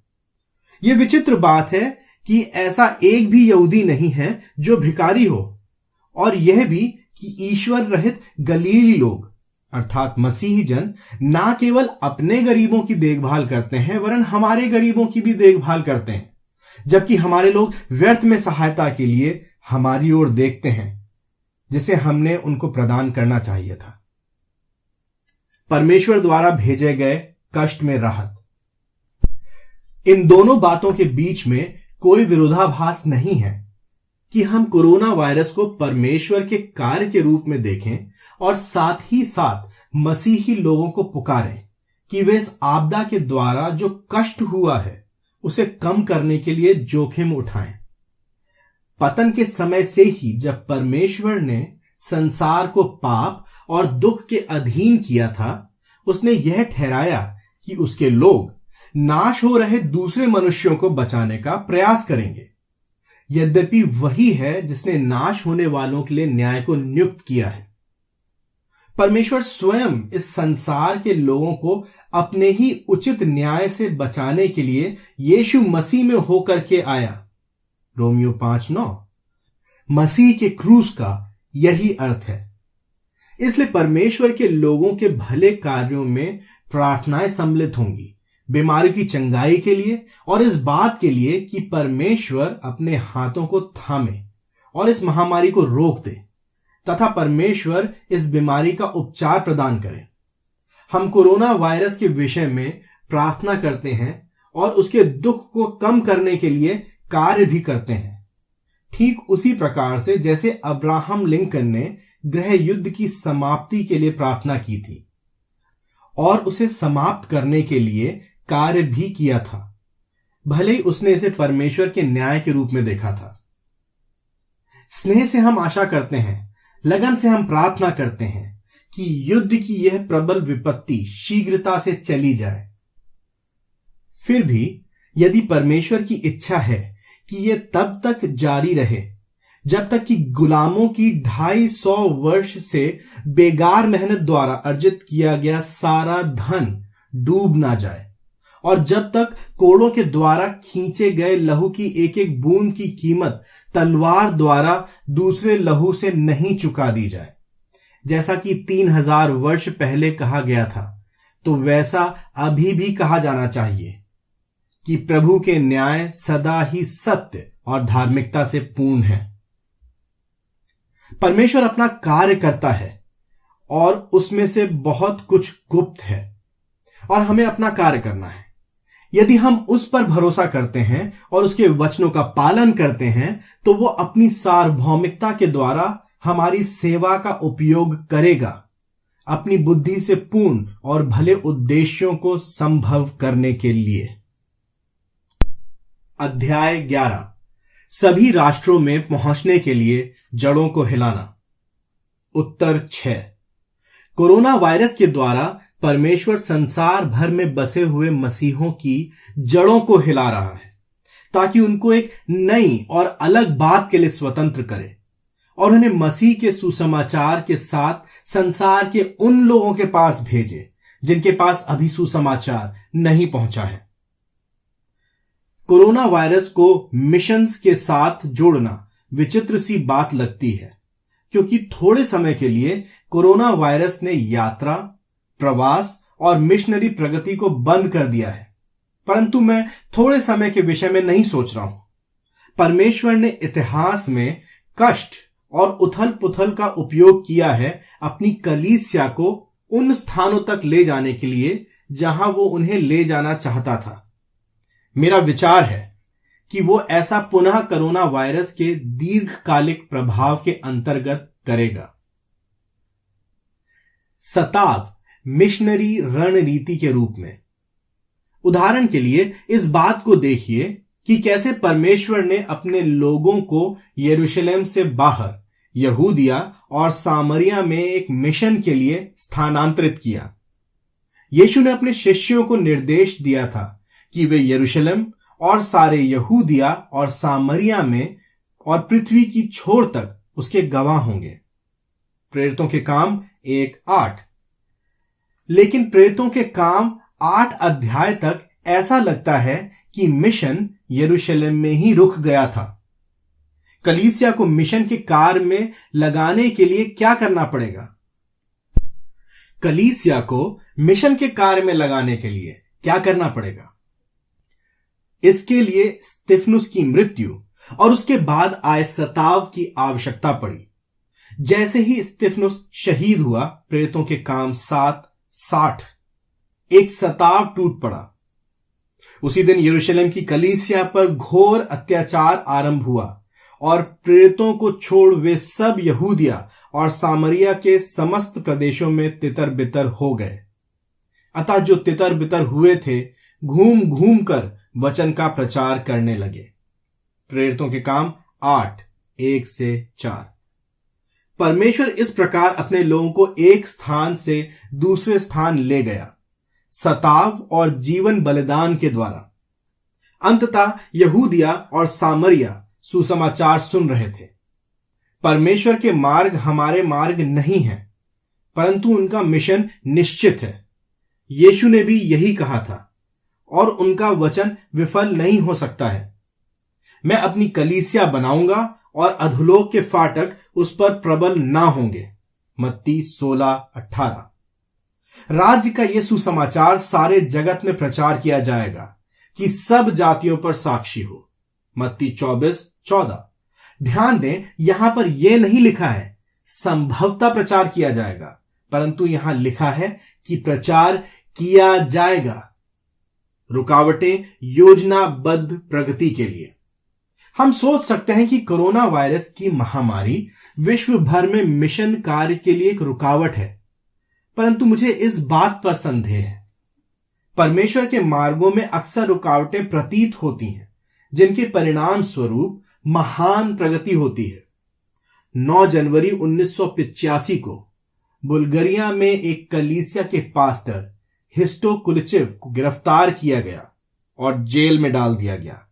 उसका अपराध केवल यह था कि उसने अपनी कलीसिया में सरकार के निर्देश के उल्लंघन में प्रचार किया था, और वो भी तब जबकि सरकार ने एक अन्य व्यक्ति को उस कलीसिया के पास्टर के रूप में नियुक्त कर दिया, जिसे उस मंडली ने नहीं चुना था। उसके ऊपर चलाया गया मुकदमा स्पष्ट तौर से न्याय का उपहास था और उसे 8 महीने जेल की सजा सुनाई गई। जेल में अपने समय के दौरान उसने हर संभव तरीके से मसीह का प्रचार किया। जब वो बाहर निकला तो उसने ये लिखा, कैदियों और जेलर ने कई प्रश्न पूछे और ऐसा हुआ कि हमारी आशा के विपरीत वहां जेल में हमारी सेवा कलीसिया से अधिक फलदायक थी। जेल में हमारी उपस्थिति से परमेश्वर की सेवा बेहतर हुई इस बात की तुलना में कि अगर हम स्वतंत्र होते। परमेश्वर के मार्ग अक्सर ऐसे ही होते हैं। कोरोना वायरस का पूरी दुनिया पर प्रभाव और इसकी गंभीरता इतनी बड़ी है कि परमेश्वर इनको व्यर्थ नहीं जाने देगा। यह संपूर्ण विश्व में सुसमाचार प्रचार के अटल उद्देश्य के उपयोग में आएगा। मसीह ने अपना लहू व्यर्थ में नहीं बहाया है, और प्रकाशित वाक्य 5:9 कहता है कि उस लहू से उसने हर एक कुल, भाषा, लोग और जाति में से परमेश्वर के लिए लोगों को मोल लिया है। उसे उसकी पीड़ा का प्रतिफल मिलेगा, और यहां तक कि महामारियां भी उस महान आदेश को पूरा करने का कार्य करेंगी।